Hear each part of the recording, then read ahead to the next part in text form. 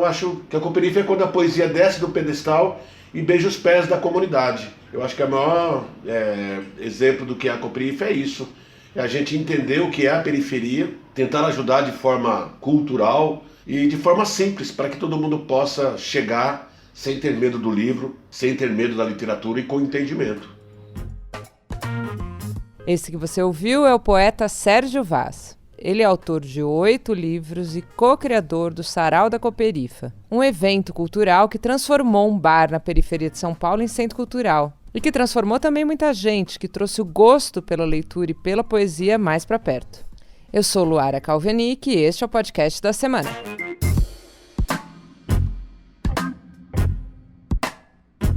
O tema dessa semana no site da Gama é livros, e é sobre acesso e incentivo à leitura que eu vou conversar hoje com o Sérgio, e sobre a trajetória dele também.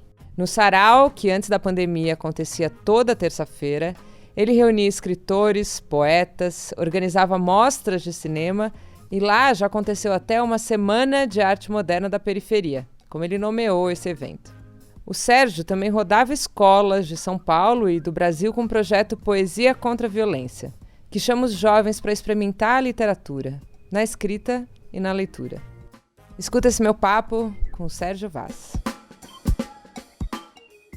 Sérgio, eu queria começar te ouvindo sobre como é que está a Cooperifa nesses tempos, assim. Como é que foi enfrentar a pandemia até aqui, a falta que está fazendo, eu imagino a atuação de vocês aí na região. Como é que tá isso? Bom, nós estamos parados porque não podemos fazer aglomerações, né? E para nós tá super difícil, que são 19 anos, toda semana você fazendo poesia e de repente você tem que parar por conta da pandemia. E é ruim porque toda semana nós temos lançamento de livros, apresentação de grupos, que nesse momento a gente não está fazendo, então a gente também não está vendendo livros, não está divulgando o nosso trabalho e também não vamos fazer a nossa mostra cultural, que era em outubro. Mas esse ano a gente não vai realizar a mostra porque não tem espaços, não estão liberados. As escolas estão de alguma forma fechadas, não tem como a gente fazer o nosso trabalho, não tem como nós ajudarmos o esporte, que nós temos um projeto chamado Várzea Poética, também não está havendo jogos de várzea. Então estamos parados, todos estudando, para quando a gente puder voltar com novas ideias, novos trabalhos, como todos, praticamente. Pois é, e vocês conseguiram fazer alguma coisa online? Como é que... Porque é muito ruim, né? Fiquei muito pensando nisso. Falei, nossa, que baque, né? Como é que faz? É uma atuação muito presencial, né? Nós acreditamos que o Sarau da Cooperifa é o escondidinho do Zé. É a cerveja, as pessoas que chegam, subindo a ladeira, são as visitas das escolas, afeto, abraço. E a gente não consegue reproduzir isso online, né? Se isso for continuar para sempre, a gente vai ter que se adaptar. Mas o nosso trabalho é muito local, muito para o bairro, para a comunidade. E a gente entende que se a gente fizer alguma coisa e não for em prol da comunidade, não adianta ter 1000 likes, 50 mil pessoas assistindo, se a nossa comunidade não participar. Então acho que esse radicalismo, não sei se nos ajuda ou nos atrapalha. A gente depende muito da comunidade para sobreviver. E Sérgio, aí a Cooperifa vai fazer 19 anos no mês que vem, né? Isso. Queria saber como você, já que você puxou esse gancho, como é que você define a Cooperifa ali e o que vocês conquistaram até aqui? Olha, eu defino a Cooperifa como um movimento cultural de transformação na periferia, né? Porque, de alguma forma, a gente veio a reboque do hip hop, que é o grande grito da periferia, e nós introduzimos a poesia na periferia da nossa comunidade. E isso mudou várias pessoas, mudou o lugar, mudou a paisagem, nos mudou, né? Porque a gente também mudou muito conforme as pessoas foram chegando na Cooperifa e contribuindo, como se fosse uma faculdade onde as pessoas contribuem com seus ensinamentos e depois vão para outros lugares reproduzir o que eles viram ali. Então acho que o maior ganho foi quando a gente encontra jovens que estão lá há muito tempo, sumiram, e hoje são formados numa universidade, mestrado, doutorado, e que falam que foram inspirados pela Cooperifa. Então eu acho que a Cooperifa é quando a poesia desce do pedestal e beija os pés da comunidade. Eu acho que o maior exemplo do que é a Cooperifa é isso. É a gente entender o que é a periferia, tentar ajudar de forma cultural e de forma simples, para que todo mundo possa chegar sem ter medo do livro, sem ter medo da literatura e com entendimento. A gente tem aí, Sérgio, um projeto de taxação de livros, né? E o argumento do ministro da Economia é de que o livro é um produto de elite, que, portanto, a taxação tem que ser maior. Mas eu tenho dado aqui que eu queria dividir com você que 27 milhões de pessoas da classe C, D e E são compradoras de livros por aqui, o que representa 1/4 dos consumidores de livros no Brasil. Como é que você vê esse projeto de taxação, essa fala do ministro, esse número? Isso mostra o quanto essas pessoas que chegaram no governo não entendem nada da população. Eu acredito que hoje a periferia leia mais do que a classe média. Houve uma época, acho que 2, 3 anos atrás, se eu não me engano, tinha mais de 100 saraus acontecendo na periferia. É lógico que isso não é notícia, é lógico que isso é exótico, mas há mais bibliotecas comunitárias aqui na região do que bibliotecas públicas fornecidas pelo Estado.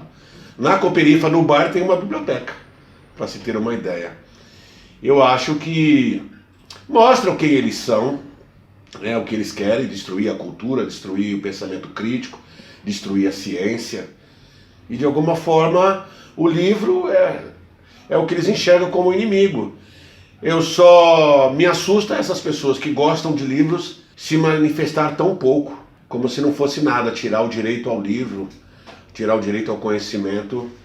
É como se nós fosse aquele sapo que está dentro da água e está esquentando, está ficando quente e a gente vai explodir, sem que a gente perceba. Eu sinto falta de todas as pessoas que tiveram acesso ao livro, à livraria, às editoras. Eu nunca tive acesso ao livro.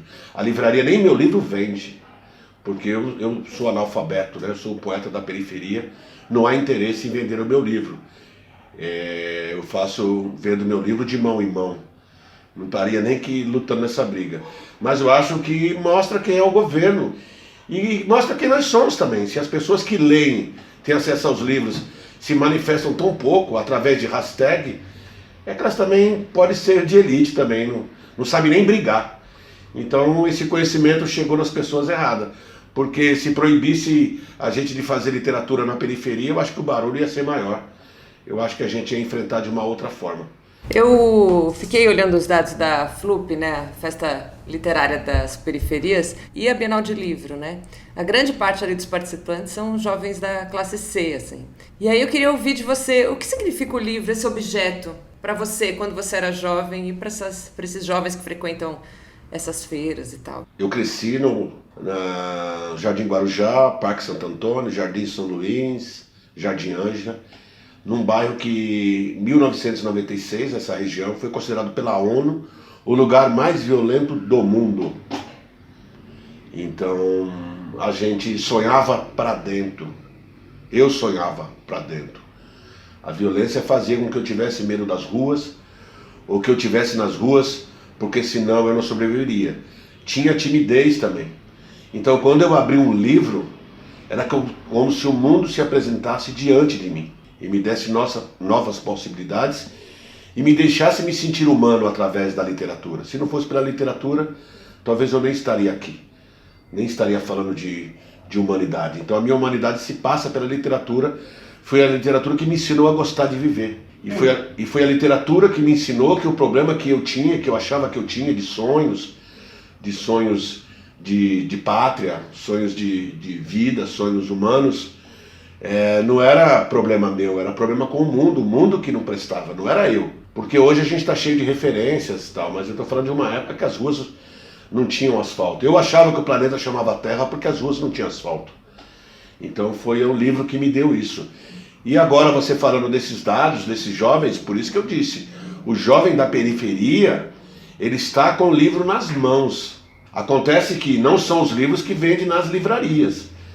Né? Se você sabe, 90% dos livros que tem na livraria são de homens brancos e mulheres brancas.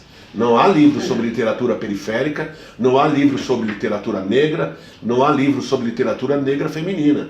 Então nós somos alijados do processo de expor nosso pensamento. Por conta disso, nós criamos saraus, criamos slams, e a molecada começou a gostar de ler através da oralidade. Eu faço a gentileza de ler para você, e você faz a gentileza de ouvir. E nessa troca de gentileza entrou o livro.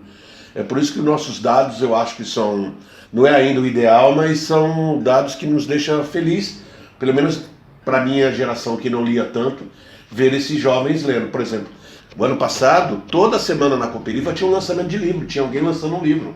Um ou outro de uma editora e tal, mas a maioria era independente. Mas o maior ganho não foi a quantidade de livros que nós lançamos, foi a quantidade de pessoas que foram atingidas através do livro. E aí nós temos esse trabalho de mão em mão. Então as pessoas não têm esses dados, não pesquisam, porque para a periferia não interessa, para eles não interessa muito o que a gente pensa.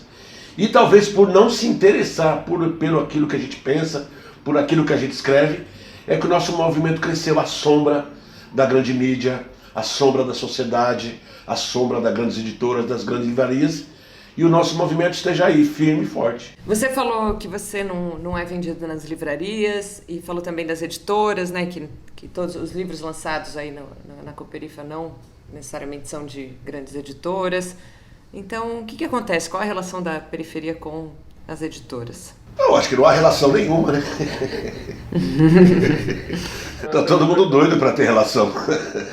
Mas o isolamento da periferia, ninguém gosta da periferia, ninguém gosta da favela, ninguém gosta de negro, ninguém gosta de pobre. Isso é fato. Só quem não tá ligado é que ainda cai no conto do vigário. Tá aí o racismo de sempre. O racismo é pauta e a luta antirracista é pauta, né? Mas é porque não se interessa, porque não vende. Se você não... Eu sou convidado, às vezes, em Bienal do livro, eu entro pela cota. Uhum. Aí tem um evento de madrugada para falar de literatura periférica, aí nos convida, a gente vai. Mas nós não somos convidados para falar. A gente é mais convidado para falar nesse momento agora que veio a crise. Mas enquanto estava a festa, ninguém convidou a gente para sambar, ninguém convidou para dançar. Toda vez que eu fui na Flip, foi para Off Flip. É sempre um evento paralelo, porque a gente nunca foi considerado literatura. Eu não estou chorando não, eu estou me gabando. Porque, de alguma forma, fez com que a gente sonhasse com as mãos. Fez com que a gente acordasse de manhã para a luta. E, Sérgio, você tem conseguido produzir nesses tempos aí? O que você tem feito como poeta? Eu tenho produzido alguns poemas. Eu ia até lançar um livro agora, eu tenho um livro quase pronto. Aí eu dei um break. Estou fazendo algumas pesquisas sobre literatura nordestina, de cordel, essas coisas, ver se eu aprendo um pouco sobre esses poetas. Tenho assistido muito filme, documentário, tenho lido bastante, mas eu não consigo produzir assim porque eu me inspiro muito nas ruas, né? Na comunidade. E nesse momento, quando eu saio para a rua, eu vejo as pessoas tristes, com mais um problema que tem que enfrentar, que é a pandemia, o abandono do Estado desde sempre, então eu não consigo. E aí eu estou tentando estudar também um pouco o que é esse novo normal que eles tanto falam, que tipo de vida nós vamos levar, que tipo de vida nós estamos levando. Eu estou querendo um entendimento, eu preciso entender. Eu acho que foi Carl Sagan que fala, não sei se é no livro Assombrado pelos Demônios, O Mundo Assombrado pelos Demônios. Eu não quero acreditar, eu quero saber. Então eu estou pesquisando, estou lendo Bauman para entender um pouco esse mundo líquido, entender o que está acontecendo, entender como a gente está vivendo 1984 de George Orwell, não é? Como a gente está vendo o Admirável Mundo Novo de Aldous Huxley. Então eu estou tentando entender o que está acontecendo antes de eu me manifestar. Porque tem dia que eu acordo e eu vejo as pessoas dentro da caixa e ali parece que está todo mundo se rebelando.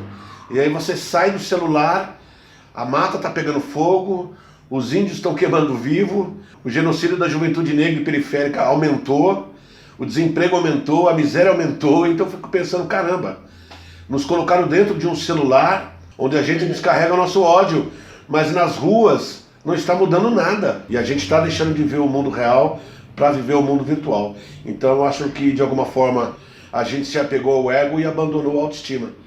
Então eu vejo que as ruas broxaram porque nas redes sociais todo mundo é pica. E aliás, pensando agora que ano que vem a Cooperifa faz 20 anos e olhando esse mundo que você tem observado, esse mundo digital e tal, o que você quer daqui para frente com a Cooperifa ali? O que você pensa com o seu projeto ali? Eu acho que a Cooperifa não tem muito que expandir. Eu quero que essas pessoas que passam por lá, esses jovens, que multipliquem essa ideia da gente fazer transmissão de conhecimento de uma forma simples.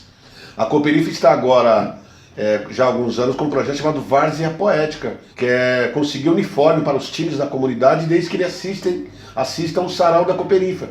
Então a gente está pagando para as pessoas assistirem o sarau da Cooperifa, gostarem de poesia.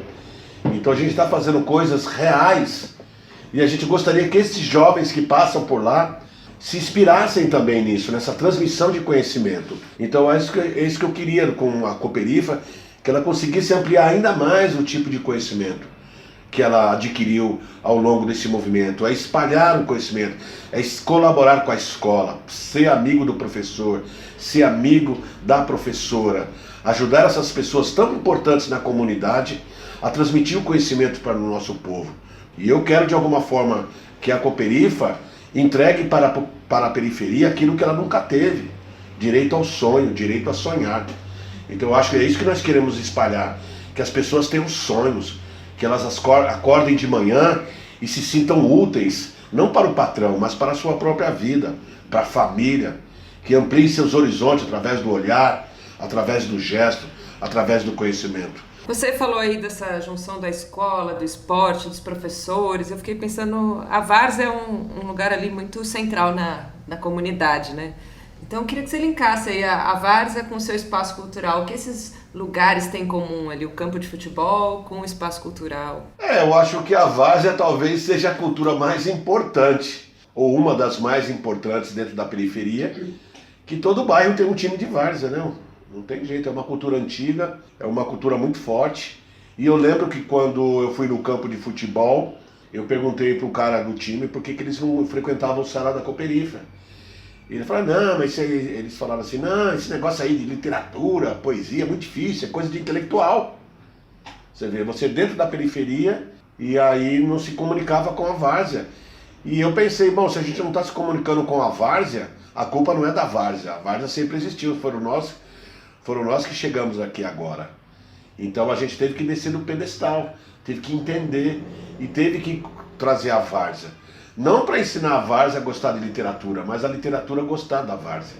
Entender que é uma cultura muito forte. E Sérgio, você acha que essa nova geração lê mais? Você vê isso? Essa geração lê mais mesmo. Por isso que eu falei para você, eu fico muito feliz, porque a gente tem grupos aqui que a gente fala pela internet agora. E a gente fez o Clube da Leitura, o ano passado fizemos o Clube da Leitura, levamos Ana Maria Gonçalves, levamos vários autores para falar de literatura em cima da laje, para discutir literatura, para falar de Conceição Evaristo, para falar de James Baldwin, para falar de Carlos Drummond de Andrade, para falar de Cult, para falar dos livros que a gente está lendo. A gente estava num processo maravilhoso de discussão literária, então eu acredito que a periferia hoje ela tem um pensamento. As pessoas que estão por fora, que ainda estão olhando a periferia com exotismo, de forma caricata, perderam o trem da história. E estão perdendo muita coisa, né? Tem muita coisa nascendo. Nós temos nossos filósofos aqui, nossas filósofas, escritoras. Temos o Islã das Minas. O Islã das Minas, o feminismo está batendo forte aqui, nos ensinando cada dia mais coisas diferentes, nos colocando no nosso lugar, nos ensinando a ser mais humano, né? Ensinando para nós, a periferia está menos homofóbica, você entendeu? Está menos machista, lógico que tem avanços, mas nos saraus assim, as pessoas não admitem esse tipo de preconceito, não admitem o racismo, então a gente cresceu muito, a gente tá muito forte como nação. Não basta mais vir agora e vir falar meia dúzia de palavras e achar que convenceu as pessoas agora estão lendo mais, não é? Claro. Aliás, eu aproveito esse gancho, que essa edição na Gama, o tema é livros, e a gente começa com uma pergunta que é o que você está lendo. E aí eu jogo para você, o que você está lendo, Sérgio? Olha, eu estou lendo bastante coisa. Eu acabei de ler o livro do poeta Carlos de Assunção, que é um poeta da literatura negra muito forte, muito importante para nós. Eu acabei de ler O Mundo Líquido, né, do Bauman também, li Bauman. Por isso que eu estou me exibindo aqui falando o nome dele várias vezes. que é para mostrar que eu sou intelectual. Tá quente na cabeça, que bom. Aí eu li Filhas do Fogo, um livro de contos da Elisandra Souza. Li agora também o livro da Carmen Faustino, que é Estado de Libido, que é um livro de poesias eróticas. Li o livro Muzimba, do Akin Quintê, Na Humildade Sem Maldade, para não dizer que não falei das ruas, do Cocão à Voz.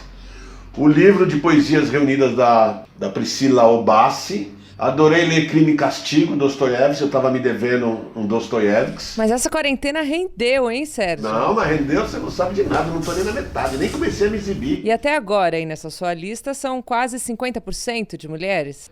Tô lendo muita literatura feminina também. É um hábito que eu não tinha, mas aí por conta dessas meninas estarem falando muito do feminismo, eu preciso aprender. Como eu digo, antes de falar qualquer coisa, a gente precisa aprender. E tenho aprendido muito lendo Joyce Bert, lendo Djamila Ribeiro, lendo Conceição Evaristo, né? Então eu estou lendo toda essa turma aí. Eu li o livro de contos, 21 contos e uns trocados do Ney Lopes. Li Se a Rua Bel Falasse, do James Baldwin, que agora tem até um filme. Tenho lido bastante. Eu fiz agora uma live sobre literatura e futebol, aí eu li Carlos Drummond de Andrade, que é um livro que fala sobre futebol, eu adorei. Eu li o livro do Marco Pezão também, que fala de futebol. Tinha que fazer uma lista para você, mas... Não, tá excelente, tá uma lista de 10 livros. Li bastante, Sérgio, viu? E o futebol é a sua segunda paixão? É a minha segunda paixão. Ou é a primeira? Eu acho que a primeira é a poesia, né, assim, porque... Eu devo tudo à literatura, né? Tudo o que eu fiz, todo o meu passado, quer ele seja bom ou ruim de sofrimento, foi para chegar à revista Gama, não é? Para chegar e estar falando com a Luara me entrevistando aqui. Poxa, Sérgio, um prazer falar com você. Então foi a minha poesia que me trouxe para falar com você. Espero que você vá longe ainda e que consiga tocar muita gente. Eu acho que as pessoas precisam de incentivo para a leitura, né? Seu papel é mais do que esse, é muito então a minha paixão que me trouxe aqui. E o futebol, eu sempre falo que eu queria ser jogador de futebol e eu sempre falo que eu ainda quero, né? Quantos anos já você tá, 56. Sérgio? Dá tempo, claro. Dá tempo, não é? Os sonhos não envelhecem, né? E do jeito que o Palmeiras está jogando, eu me encaixo ali muito bem. Eu acho. Sérgio, muito bom falar com você. Eu agradeço. No site da Gama você tem outros conteúdos dentro desse tema. Uma reportagem sobre os altos e baixos do mercado editorial brasileiro e a sombra da taxação dos livros. Tem dicas para ler mais e melhor em tempos de celular apitando.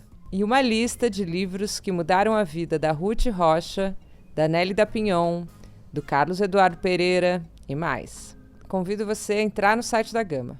A edição de som desse podcast é da Laura Kapeliushnik. Até semana que vem.